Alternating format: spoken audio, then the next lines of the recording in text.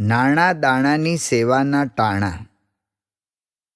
તારીખ 21/12/60ના દિવસે હિંમતનગર પાસે આવેલા વિલિયમપુરામાં સ્વામીશ્રી નોંધે છે. રાત્રે ગઢડાના વૈશાખના સમૈયા અંગે લખણી 6,000 ઉપર થઈ. બીજા દિવસે સ્વામીશ્રીને અમદાવાદ થઈને નૈનપુર નીકળી જવું હતું, પણ તારીખ 22/12/60ના રોજ તેઓ અક્ષર પાડે છે. ગઢડાના વૈશાખના સમૈયા માટે લખણી ચાલુ હતી, તે માટે 1 દિવસ વધુ રોકાણ. નૈનપુર સાંજના જવાનું હતું, તે બંધ રાખી અમદાવાદ જ રોકાયા. ઉત્સવની સફળતા માટે પોતાના આવા તો કેટલા કાર્યક્રમોને સ્વામીશ્રીએ ઠોકરે ચડાવ્યા હશે, તે તો તેઓ જ જાણે. ગઢપુરના ઉત્સવની નાણાકીય વ્યવસ્થા માટે સંસ્થામાં બીજે ત્રીજે જે કામકાજ ચાલતા હોય તે સ્થગિત કરીને તેમાં વપરાતો નાણાં પ્રવાહ ગઢપુર બાજુ વાળવામાં આવે તો જ 2 છેડા ભેગા થાય તેમ હતું. તે માટે જે તે મંદિરમાં સ્થાનિક આયોજનો લઈને બેઠેલા વ્યવસ્થાપકોને સમજાવવાની વાત આવી. આ સમજાવટની વાત વિચારીએ એટલી સહેલી નથી હોતી, કારણ કે તેમાં સામેવાળાના મનને મરોડવાનું આવે. પણ સ્વામીશ્રીએ એ કપરી જવાબદારીઓ સૌને રાજી રાખીને પૂર્ણ કરી. તે વખતે સને 1962માં અમદાવાદના મંદિરની પ્રતિષ્ઠા નિર્ધારેલી. તેથી અમદાવાદમાં પણ મંદિર નિર્માણનું કામ પૂરજોશમાં ચાલતું હતું. તેના સંદર્ભમાં તેનો એક દાખલો તેઓની રોજનીશીમાં તારીખ 22/12/60ના રોજ આ રીતે નોંધાયો છે. રાત્રે અત્રેના એટલે કે અમદાવાદના મંદિર માટે નિરણમુક્ત સ્વામી, રસિકભાઈ, અંબાલાલભાઈ વિગેરે હતા ને અત્રે હાલ બંધ રહેલ તેમ રાખી ગઢડાનું પતાવી લેવું તેમ વાત કરી સર્વે રાજી થયા. રાત્રે કથા વાર્તા. ઉત્સવ માટે નાણાંની સાથે દાણાની જરૂરિયાતને પણ પહોંચવાનું હતું, તેથી સ્વામીશ્રી વખત તેવા વાજા વગાડતા. શહેરના રહીશોને આર્થિક સેવાની વાતો, તો ધાન પકવનારા ખેડૂઓને દાણા દેવાની વાતો. આ સંબંધી નોંધ ટપકાવતા તારીખ 24/12/60ના રોજ સાંખેજમાં સ્વામીશ્રી લખે છે, ઉમેદભાઈને ત્યાં ઉતારો. ચોખા 60 મણ ત્રણેય ભાઈઓએ આપવાના કયા. ત્યાંથી ભાલિયાપુરા, ઝવેરલાલ, ગુણવંત વિગેરે મળી 61 મણ કયા. બીજા 4-5 કરવાના કહેતા, ત્યાંથી અટલાદરા. રાત્રે કથા વાર્તા. આખા દિવસની અહીંથી તહીંની દોડધામ પછી સ્વામીશ્રી છેલ્લે લખે છે, રાત્રે કથા વાર્તા. હા, તેઓએ આખો ઉત્સવ માથે ઊંચકેલો, પણ પોતાના આહ્નિકને નેવે મૂકીને નહીં. ગઢપુરનો ઉત્સવ શાસ્ત્રીજી મહારાજ અને યોગીજી મહારાજના સંકલ્પની પરિપૂર્તિનો હતો. ગુરુની જન્મ જયંતીનો હતો. સંસ્થાના ગૌરવનો હતો. તેથી તે એ જ ગરિમાથી ઉજવાવો જોઈએ. તે માટેના ચક્રો પણ સ્વામીશ્રીએ પહેલેથી ગતિમાન કરી દીધેલા. તેની એક ઝાંખી તારીખ 27/12/60ના રોજ અટલાદરામાં તેઓએ લખેલી નોંધ પરથી પ્રાપ્ત થાય છે. તેઓ લખે છે, સાંજે 5 વાગ્યાથી ગઢડાના સમૈયા અંગે મીટિંગ. નંદાજી હાજર. રાજેન્દ્રબાબુ રાષ્ટ્રપતિ આવે તે અંગે વાતચીત. જાહેર સંપર્ક વિભાગમાં પણ સ્વામીશ્રી સતર્ક હતા, તે આ નોંધ પરથી પરખાય છે.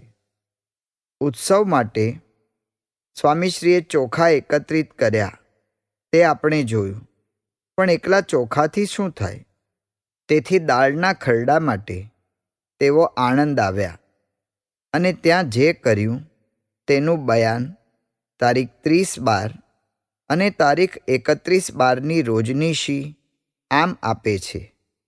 આણંદ ગઢડા માટે તુવેર દાળનો ખરડો. રાત્રે જ 375 મણ થઈ. ખરડો ચાલુ છે. બીજે દિવસે સાંજ સુધી 700 મણ દાળ થઈ. આમ સ્રોત સામગ્રીની વ્યવસ્થાને સ્વામીશ્રીએ સરાણે ચડાવી. પણ આયોજનમાં મુખ્ય તો માણસ છે. તેથી જે તે સેવા વિભાગને યોગ્ય વ્યક્તિની નિયુક્તિનું કાર્ય પણ સ્વામીશ્રીએ સંપન્ન કર્યું. તારીખ 21/1/61ના દિવસે વસંત પંચમીનો ઉત્સવ ઉજવી સ્વામીશ્રી લખે છે, ગઢડા સમયા અંગેની 5 વાગ્યે મીટિંગ થઈ. 7 જણ નિમ્યા. તે સમયા અંગેની વ્યવસ્થા કરી પેટા કમિટી થઈ.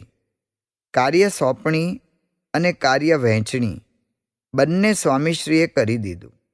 કમિટી અને પેટા કમિટી બનાવીને કપચી, કરંટ, કંકોતરીથી લઈને કળશ સુધી સેવાની ગોઠવણી કરી સ્વામીશ્રી પુનઃ ગઢડા આવેલા અને અહીં જુદા જુદા વિભાગ માટે સ્થળની પસંદગીઓ કરી દીધી.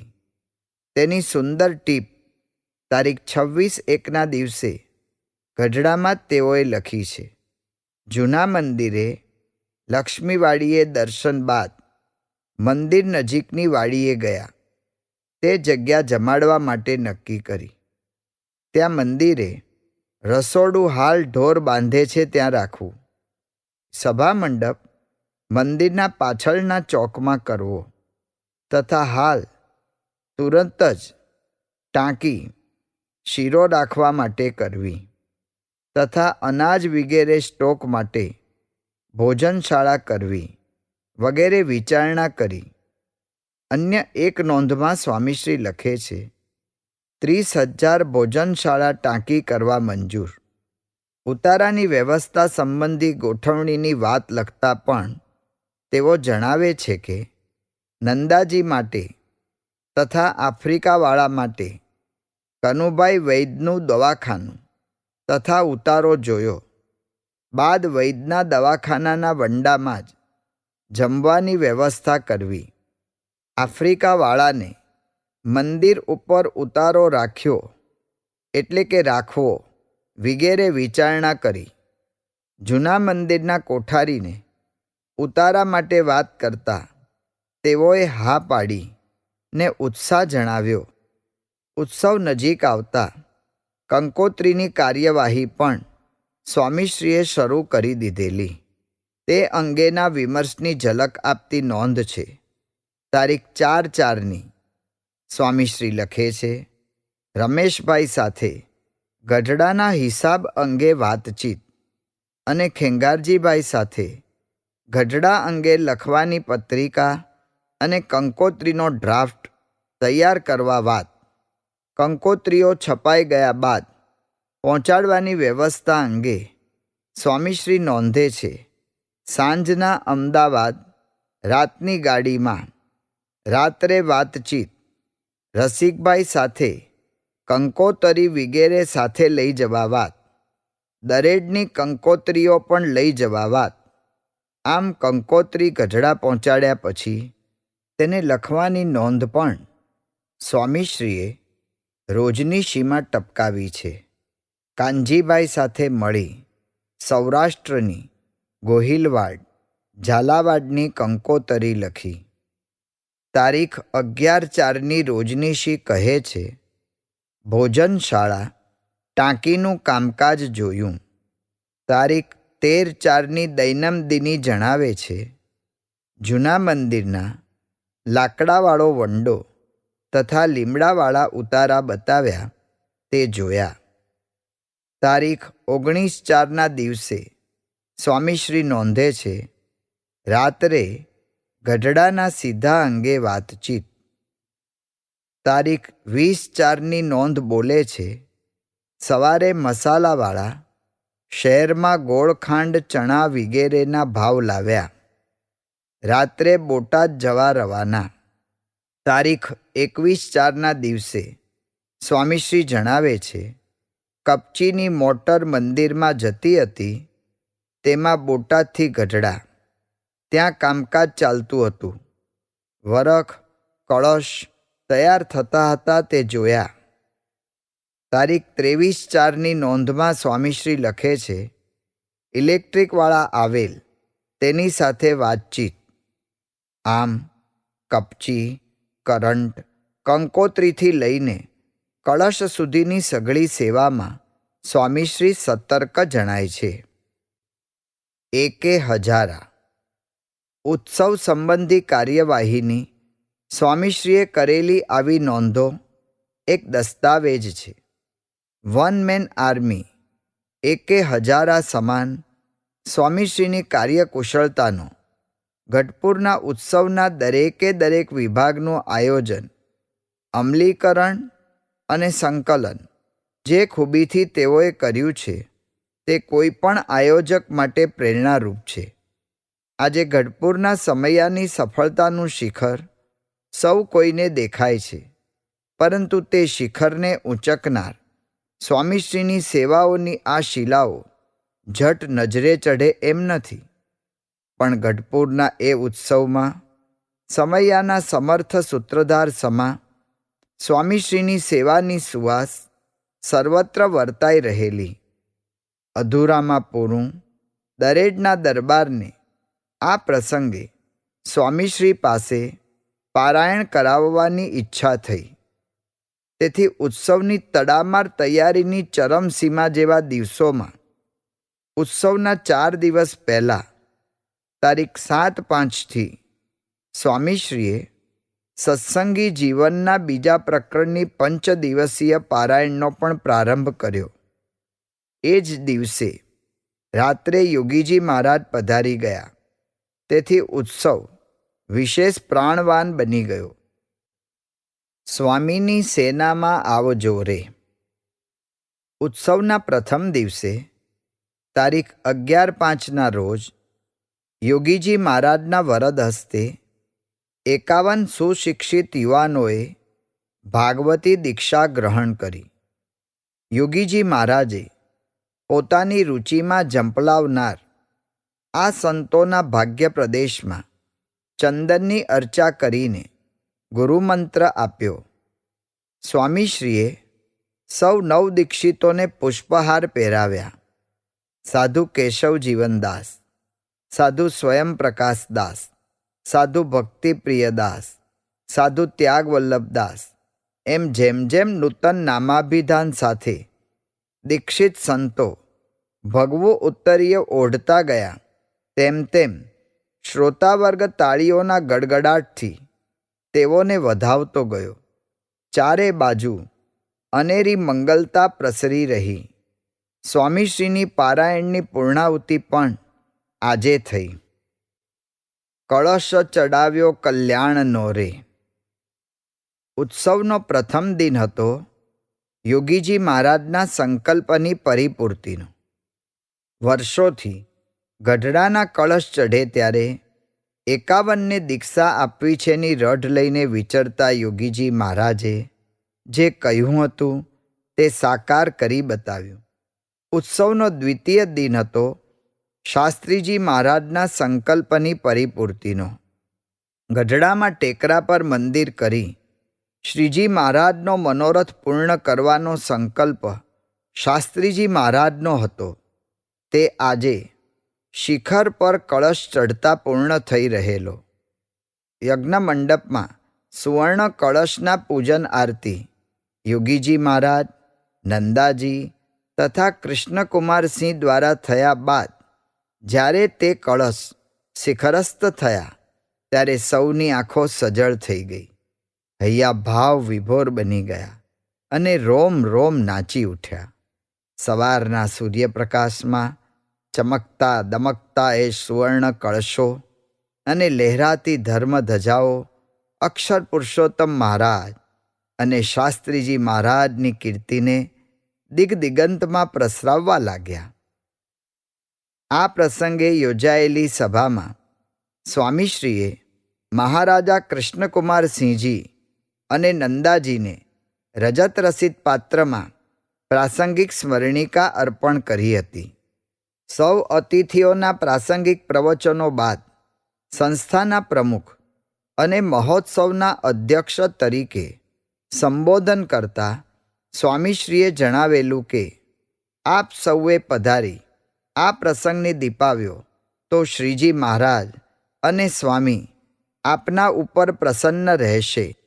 શ્રીજી મહારાજને પ્રાપ્ત કરવાનું સ્થાન યોગીજી મહારાજ આપણી વચ્ચે બેઠા છે, તો તેમને રાજી કરી લેવા. આશરે 40,000 ભાવિકો આ ઉત્સવનો લાભ લઈને કૃતાર્થ થયા. પ્રમુખ સ્વામી રૂપી જીવતું મોતી.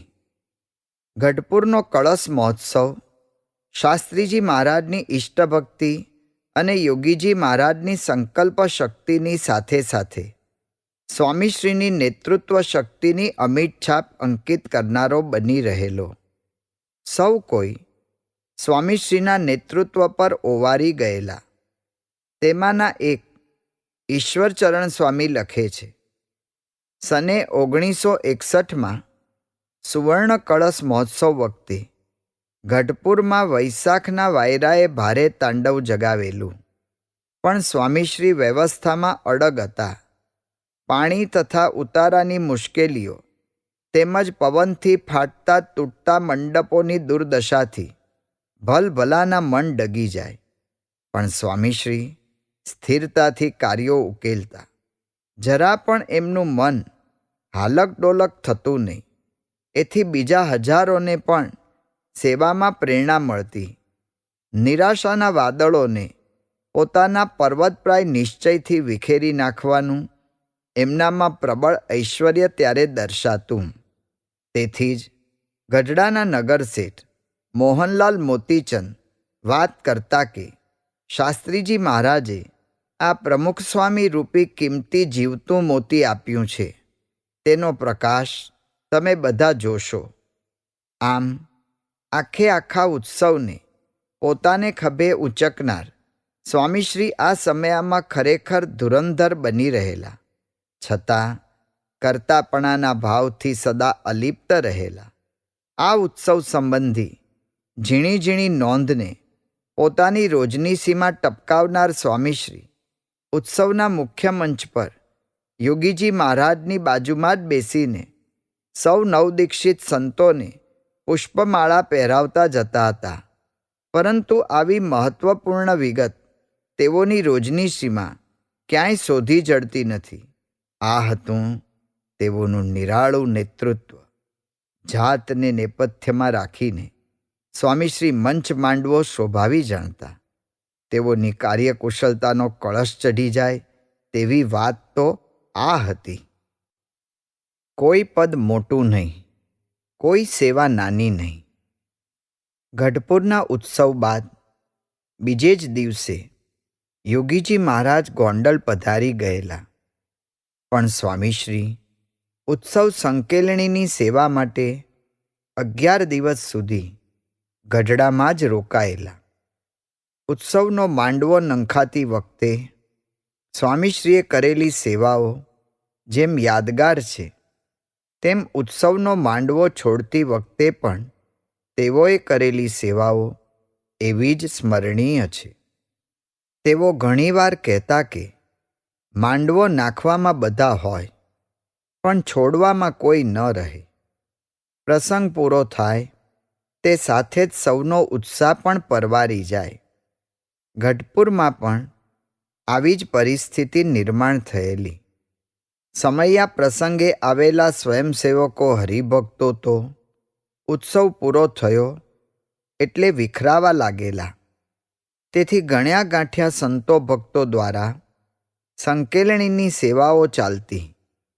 તેમાં સ્વામીશ્રી પણ ભેગે ભેગા જોડાઈ ગયેલા. ગાદલા, વાસણો વગેરે શોધવા માટે તેઓ જાતે જ ઠેકાણે ઠેકાણે ફરતા. જ્યાં જ્યાં ઉતારો આપવામાં આવેલો તે દરેક જગ્યાએ પણ સ્વયં જઈને બધું ઠીકઠાક કરી કરાવી દીધું. કારણ કે લીધેલાનું સવાયું સારું કરીને આપવું એ એમનો ગજ રહેતો.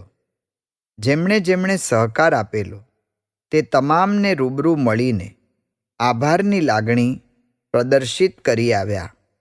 પ્રસાદ આપીને સૌને રાજી કર્યા. સંકેલણીની આ સેવાઓ દરમિયાન એકવાર તો એઠા પતરાળા ઉપાડવાની સેવામાં પણ સ્વામીશ્રી પરોવાઈ ગયેલા. તેઓને મન કોઈ પદ મોટું નહોતું, કોઈ સેવા નાની નહોતી. તેથી આવા પ્રસંગો તેઓના જીવનમાં છાસવારે બનતા રહેતા. તેઓ જેટલી ચીવટથી હિસાબ કિતાબના ચોપડા ઉથલાવતા તેટલી જ ચોકસાઈથી પતરાળા પણ ઉપાડતા. ઠાકોરજીના દ્રવ્યમાંથી એક પૈ પણ વ્યર્થ ન જવી જોઈએ તેનો પૂરો ખટકો સ્વામીશ્રી રાખતા, રખાવતા. તેથી ઉત્સવમાં વપરાયેલ વસ્તુમાંથી જે કંઈ વેચવા જેવું હતું તેનો પણ યોગ્ય કિંમતે વેચાણ થાય તેવો બંદોબસ્ત સ્વામીશ્રીએ કરી દીધો. આમ 11 દિવસમાં ઉત્સવ સેવા પર પૂર્ણવિરામ મૂકીને સ્વામીશ્રી સારંગપુર થઈને તારીખ 27/5ના રોજ ગોંડલ મુકામે યોગીજી મહારાજ પાસે પહોંચી ગયા. અહીં તેઓએ ઉત્સવની સંકેલણી સંબંધી અથેતી માહિતી યોગીજી મહારાજને આપી. સ્વામીશ્રીનો જીવન મંત્ર હતો, યોગીજી મહારાજની જાણ બહાર કશું જ ન કરવું. તેથી પ્રારંભ, પ્રક્રિયા અને પૂર્ણાહુતિ સેવાના દરેક તબક્કે તેઓ યોગીજી મહારાજની સાથે જ રહેતા.